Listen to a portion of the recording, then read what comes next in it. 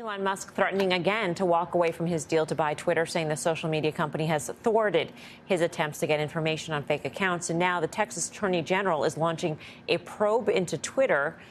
It is looking into whether bots are deceiving consumers and businesses. Gene Munster is following all these developments.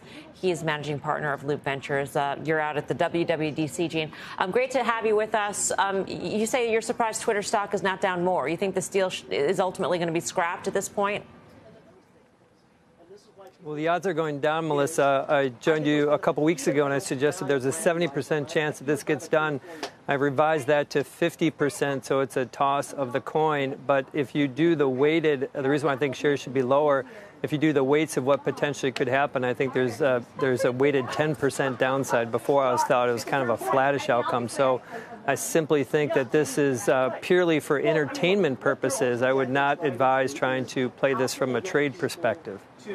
It seems like obviously there's a big factor of whether or not the deal goes through, Gene, in terms of the impact on the price. But then even separate of that, let's say Twitter is standalone, there's a huge question mark now over how many accounts the company actually has.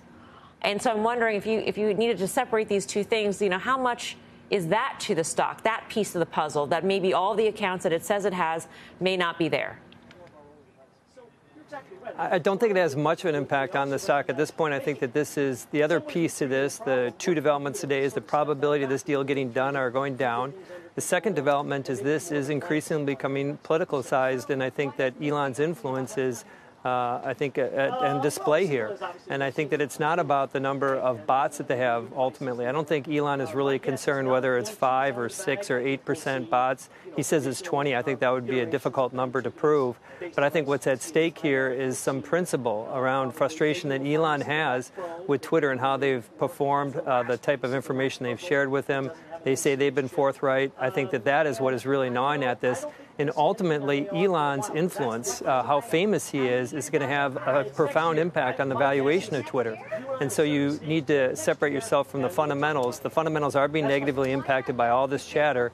But I think at the end of the day, as investors, I think their vote of confidence is going to be diminishing here, too, not because of any bot numbers, but just because now we've politicalized this between the left and the right.